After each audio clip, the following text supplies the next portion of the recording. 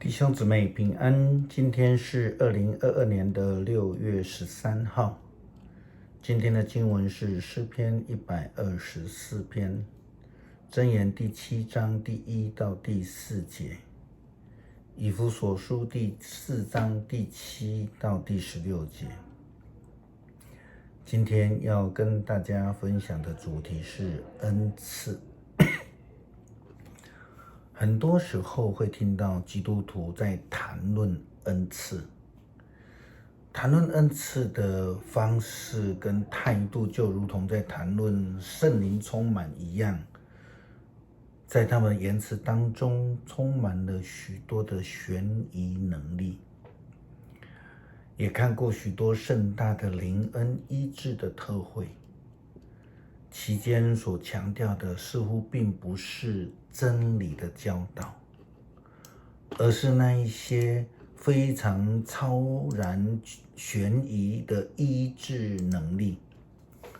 好像无论患什么病，只要进到那个里面就可以得到了医治。甚至有病的人一进到那个会场，主持的牧师就都已经知道这个人已经进入了这个近万人聚会的会场，并且在医治祷告的时候，可以直接指出这个人，并说出他有什么样的病，好像比去台湾的那个教学医院看门诊还要来得准，还要来得精确，而且他们根本不需要做任何的医检，任何的检查。这个让我们来思考，到底恩赐是什么？上帝给我们的恩赐到底要做什么？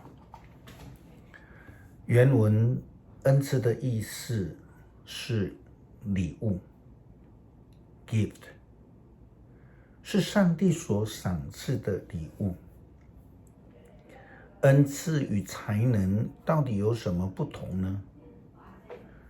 恩赐就是从上帝所领受的能力，并且用上帝的呼召来服侍上帝，服侍人。但若是我们用在自己的身上，并且认为是自己的能耐的话，那就不属于恩赐，而是人的能力了。从另外一个角度来看，如果是要来的礼物，到底能不能称为礼物呢？牧师认为不对了，不行了。因为很多人在祷告的当中都会这样说，我祈求上帝赐给他们恩赐啊。也曾经听过许多人见证，他们无论求什么都有了。在我们祷告祈求之前，我们不可忽略的一件事情是耶稣基督的教导。耶稣他说，你们奉我的名无论求什么，我一定给你们做，让父从此得到荣耀。你们若奉我的名无论求什么，我一定会给你们做。连续2节提了2次，到底什么是奉主的名求？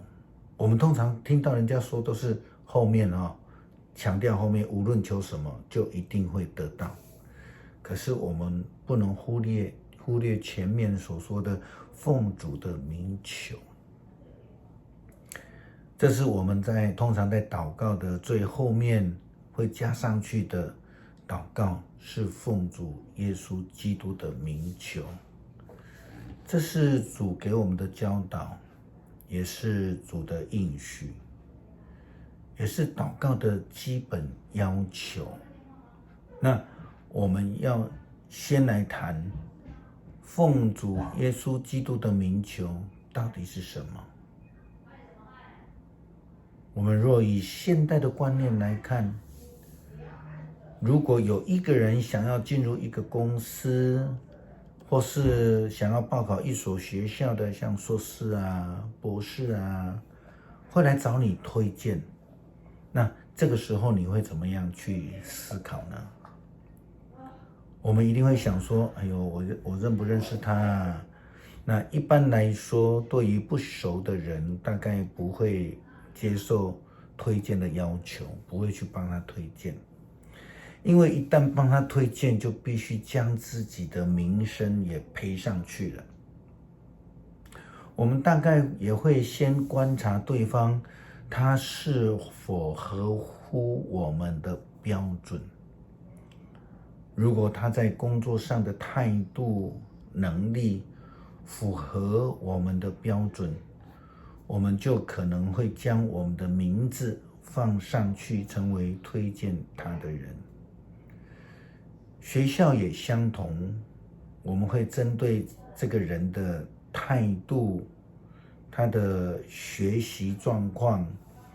还有他的为人等方面去做评估、去思考。然后我们才会决定是否把我们的名字放在这个推荐者上面。同样的，当我们奉主的名求的时候，是绝对不能乱求的。如果违反了耶稣基督的旨意跟教导，这样随性的求告，牧师认为上帝要回应的可能性很低。许多人在教导祷告的时候，太过分的强调只要求就必得着，却忽略了教导顺主的旨意，或是说奉主的名这样的一个基础。我们祷告要顺主的旨意，就如同耶稣基督在客西马尼园的祷告一样，不是吗？箴言第7章第1到第4节，所罗门王这样说道：年轻人呢，要记住我的话，不可忘记我给你们的训诫，遵守我的训诫，你就会生存。要小心跟从我的训导，像保护自己的眼睛一样，要时时谨守我的教诲，铭刻在你的心板上。把智慧当作你的姐妹，把见识当作你最亲密的朋友。要用上帝的眼目来看自己的生命，来看世界。求主赐福赐下恩典，因为人所得的恩赐都不一样，所以我们基督徒必须要有上帝的眼光来看我们所得到的恩赐，并且保有感恩的心来领受。千万不要想说，哎呦，别人有的恩赐我也想要。保罗给以弗所教会的书信这样提到，我们每一个人都要按照基督所分配的领受特别的恩赐，正如圣经所说，他升到至高者之处的时候，带去了无数的俘虏。他赐恩赐给人，保罗进一步的说明，因为他知道照耶稣基督所分配的，所以他说他也是赐恩赐给人的那一位。他指定有些人要做使徒，有些人要做先知，有些人要传福音，有些人做牧师或是教师，目的是要准备上帝的子民为他做工作，建立教会，就是基督的身体。因为每一个人都从上帝领受不同的恩赐，只有这样子，我们才能一起来同工，才能彼此同心。也就如同腓立比书第2章第1到第4节的经文提到，既然你们已经与基督连结，得到激励，既然你们对他的爱从他的爱得着安慰，既然你们和圣灵有团契的关系，既然你们已经有经验到上帝的慈悲怜悯，你们就当有相同的心智，相同的爱心，和谐的感情，有一致的想法，可让我充满欢喜。不要自私自利，不要追求虚荣，反倒要有谦卑的心，看别人比自己强。每一个人不要只顾自己的事情，也要顾别人的事。诗篇124篇，以色列啊，你说吧，要不是上主帮助我们，会怎样？要不是上主帮助我们，那么仇敌攻击我们，向我们发烈怒的时候，早已活生生的把我们吞下去了。洪水早已经卷走了我们，浪涛早已经淹没了我们，急流也早已把我们冲走了。